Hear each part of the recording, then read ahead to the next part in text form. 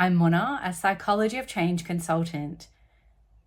I provide educational materials for leaders and their teams to work through workplace change, and I also work on various projects to introduce new ways of working, mostly in larger organizations.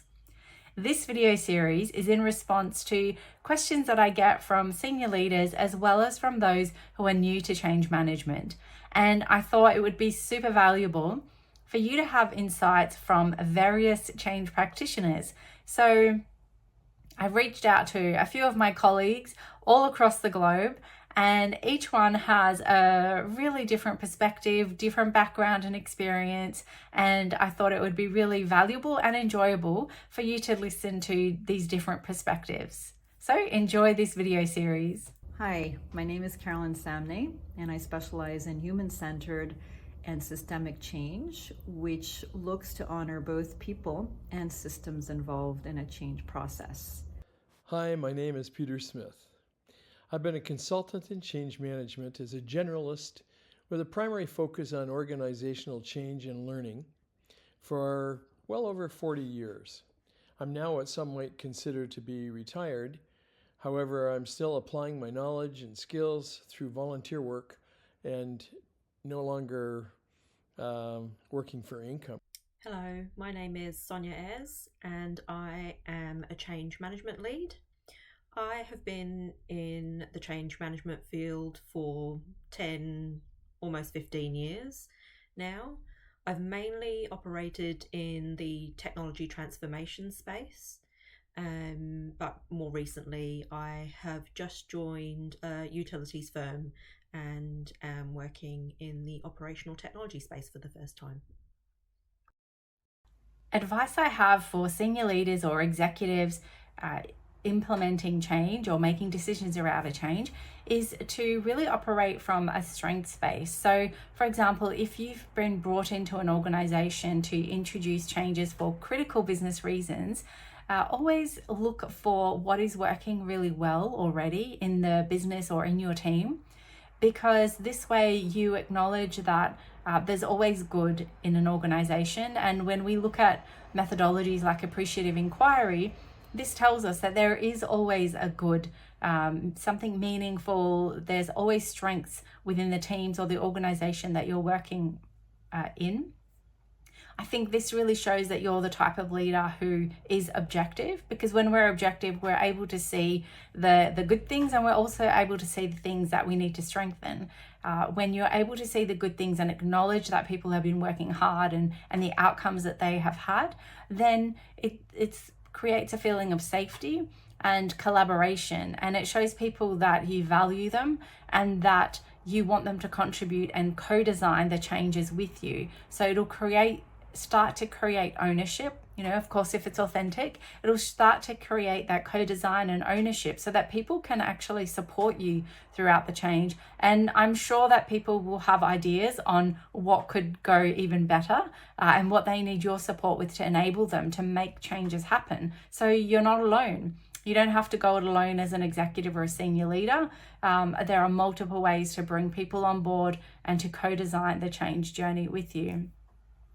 I also think that being aware of the amount of information that people have. So as an executive or decision maker, you often will have a lot more information and a lot more time to have had to digest that information. So there's an adjustment gap. When you start sharing information with people about a change or a potential change, it's the first time they'll be hearing about it in some cases. So really acknowledging that there's a bit of a curve, there's a bit of an adjustment as they to try to find out the information that you already have or that you've had for a really long time potentially, but maybe you've forgotten, or you've got so much on your plate that you haven't realized you've actually got access to a wealth of information that would be really useful for them. So giving people some grace, providing as much information as possible. Of course, there's nuances to that, but this will all help to enable people to support the changes, to understand the logical reasons why they're happening, and to just be able to create really meaningful change outcomes together with your teams. Piece of advice I would have for leaders and executives is that change is really about people. not just timelines and deliverables. Too often we treat change like it's a project, and we try to fit things into milestones and Gantt charts. But people are complex. They need care, compassion, and commitment. When we understand the psychology of change, it fundamentally changes how we approach it, and the outcomes become much more meaningful and sustainable. One piece of advice would have for executives or leaders of change to be able to enable meaningful change. Well, after 40 years in the field that has now emerged, it is difficult to identify one piece of advice for executives and leaders. However, on careful reflection, I offer the following. It's important to recognize that change is our reality. For any organization to succeed, it needs to continually be sensitive and tuned to changes. It also needs to have a person placed at a high enough level in the organization to help identify and facilitate the imminent change impact for meaningful change. Often leaders do not understand the impact that change will have on human resources, who are really the engine of organizations. Even though, from an accounting perspective, human resources are identified as a liability. For why, I don't know. You'd have to talk to the accountants about that. Leaders often assign or hire someone in the Office of Human Resources, maybe with a title of change manager, usually after the fact to communicate the change. But these are individuals can only respond to what the leaders have already decided to change. They are seldom consulted, and they are kept in the dark with little understanding of why a particular change or decision was made to change.